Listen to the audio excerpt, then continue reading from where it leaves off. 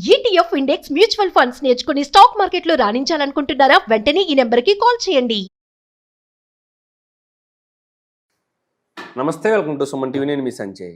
ఈరోజు మనతో పాటు ఉన్నారు సుప్రీంకోర్టు అడ్వకేట్ పోతిరెడ్డి కృష్ణకాంత్ గారు. సార్తో మాట్లాడి సైబర్ క్రైమ్స్ గురించి కొన్ని వివరాలు తెలుసుకుందాం. నమస్తే సార్. నమస్తే సార్, సైబర్ క్రైమ్స్ గురించి మనం చాలా వీడియోస్ చేసుకున్నాం. ఎన్ని లక్షలు ఎన్ని కోట్లు కొల్లగొట్టారనేది తెలిసింది. అండ్ అంతేకాకుండా రీసెంట్గా వాట్సాప్లో ఒక స్కామ్ అనేది వైరల్ అవుతుంది.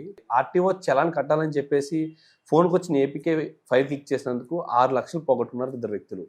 అసలు ఈ స్కామ్ ఏంటి, అసలు ఇది ఎలా జరుగుతుంది, ఇలాంటి వాటితో ఎలా జాగ్రత్తలు వహించాలి? ఇక్కడ చూసుకుంటే సైబర్ నేరగాలు అనేవారు రోజు రోజుకి అప్డేట్ అవుతూ వస్తున్నారు.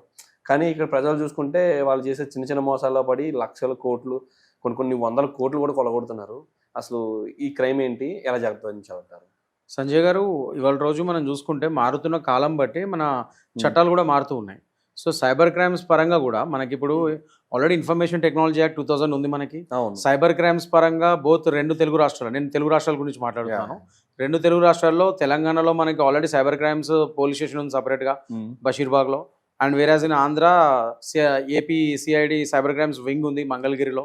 సో దానికే హెడ్ క్వార్టర్స్ ఉన్నాయి మనకి. మంచిగా టీం ఉంది, అన్ని హై లెవెల్ టెక్నాలజీ యూజ్ చేస్తున్నారు, అన్ని చేస్తున్నారు. కానీ జనాల్లో కూడా అవేర్నెస్ రావాలి. అవేర్నెస్ అంటే ఏంటంటే ఇట్లాంటివి ఇప్పుడు రోజుకి అక్కడ సైబర్ నేరగాలు రోజుకి కొత్త మెథడ్స్ తో, కొత్త తెలివితేటలతో, కొత్త థాట్స్ తో మిమ్మల్ని మోసాలు చేయడం ఎలా అన్న దాని మీద వాళ్ళు కొత్త తీసుకొని వస్తున్నారు. దాని తగ్గట్టే మీరు కూడా అప్డేట్ అయితే ఉండాలి.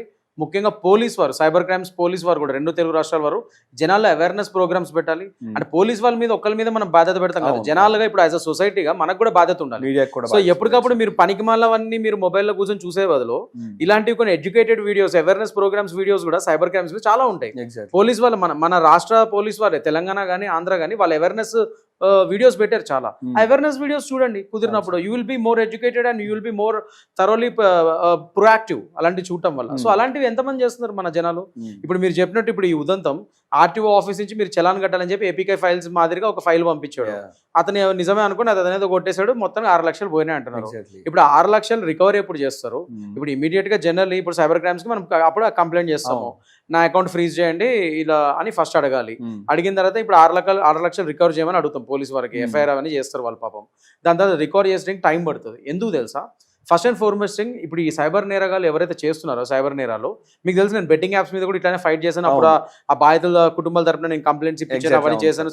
సోకాల్డ్ సెలబ్రిటీస్ ఎవరైతే ఆ బెట్టింగ్ యాప్స్ మీద ప్రమోట్ చేస్తారో వాళ్ళ మీద కూడా మనం పోరాడటం జరిగింది, కేసులు పెడతాం జరిగింది.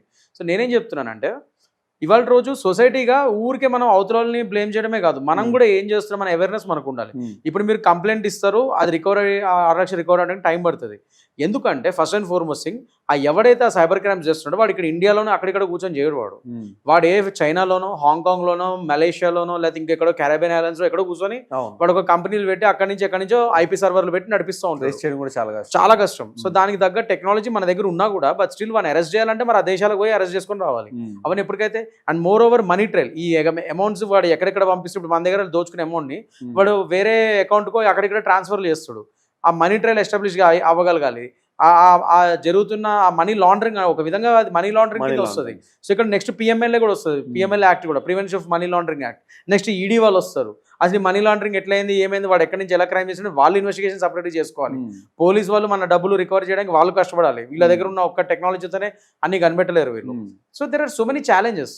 సో దాని పరంగా ఇప్పుడు at the end of the day మీకు ఒకవేళ 6 లక్షలు పడితే మీకు దొరకవని మేము అనట్లేదు. అది పోలీస్ వారు వాళ్ళ వంతు వాళ్ళు చేస్తారు.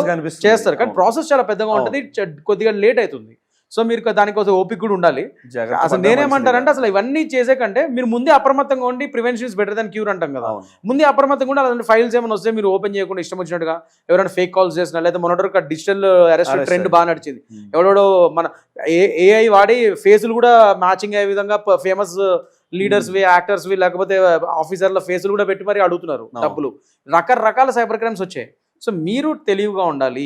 మీరు అమ్మో ఇవన్నీ నిజం కాదు, అబద్ధం అని చెప్పి మీరు ఎప్పటికప్పుడు మీరు అది అవేర్నెస్ వీడియోస్ ఉట్టిగా యూట్యూబ్ ఓపెన్ చేసి పనికిమాలిన వీడియోస్ చూసే కంటే, అంటే మీరు ఎంటర్టైన్మెంట్ కోసం చూసుకోండి వద్దనట్లే. అట్ ద సేమ్ టైం ఇలాంటి సో కాల్డ్ అవేర్నెస్ వీడియోస్ కూడా చూసుకుంటే సైబర్ క్రైమ్స్ వాటి మీద మీరు కొద్దిగా అప్రమత్తంగా ఉంటారు, మీకు ఎడ్యుకేట్ అవుతారు.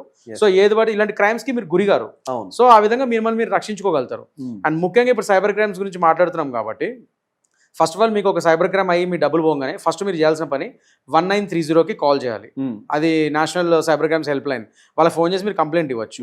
ప్లస్ మీ నియరెస్ట్ పోలీస్ స్టేషన్కి వెళ్ళి వాళ్ళకి కంప్లైంట్ ఇవ్వచ్చు. వాళ్ళు అక్కడి నుంచి సైబర్ క్రైమ్స్కి వాళ్ళు డైరెక్ట్ చేస్తారు, వాళ్ళే పంపించుకుంటారు, కంప్లైంట్ ఫార్వర్డ్ చేసుకుంటారు. సో మీ నియరెస్ట్ పోలీస్ స్టేషన్ అయినా మీరు ఇవ్వచ్చు కంప్లైంట్. లేదా 1930కి 1930 నెంబర్కి కాల్ చేయొచ్చు.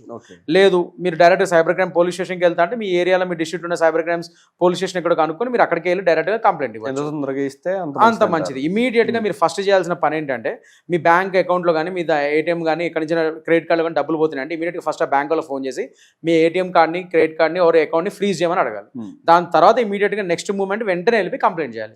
మీరు లోపల పెట్టుకుంటే మాత్రం ఇబ్బందులు అయితే first go and complaint, get the complaint and get the FIR registered. That is what I suggest you. So 1930 మీరు పోలీస్ స్టేషన్కి వెళ్ళే కంటే ముందే 1930 కాల్ చేసి కంప్లైంట్ ఇచ్చేసి దాని తర్వాత మళ్ళీ మీరు లోకల్ నియర్ బై పోలీస్ స్టేషన్కి వెళ్ళి కంప్లైంట్ ఇచ్చినా సరిపోతుంది. వాళ్ళ కంచి సైబర్ క్రైమ్స్ డైరెక్ట్ చేసుకుంటారు. Absolutely sir. ఇక్కడ ప్రాసెస్ చూసుకుంటే మీరు ఇంత లాంగ్ ప్రాసెస్ చెప్పారు. ఒకసారి మనీ పాకెట్ కూడా అనేది జస్ట్ ఒక ఫైల్ క్లిక్ చేయడం వల్ల అవుతుంది, కానీ అది రికవరీ చేయాలంటే ఒక నెలల తరబడి సమయం పట్టే అవకాశం కనిపిస్తుంది. ఇక్కడ చూసుకుంటే మీరు అన్నట్టుగా యూట్యూబ్లో ఇన్స్టాలో పనికిమాలిన రీల్స్ చూడడం, ఇలాంటి ఎంటర్టైన్మెంట్ వైపు అడుగులు వేయడం కన్నా ఇలాంటి అవేర్నెస్ వీడియోస్ కూడా కొన్ని చూసి కొన్ని నేర్చుకుని అసలు గుర్తు తెలియని వ్యక్తులు పంపిన ఫైల్స్ ఓపెన్ చేయొచ్చా చేయకూడదా అన్న మినిమం సెన్స్ని వాళ్ళు బిల్ చేసుకోవాలని అనుకుంటున్నాను sir. Absolutely. Thank you sir. Thank you very much. Thank you.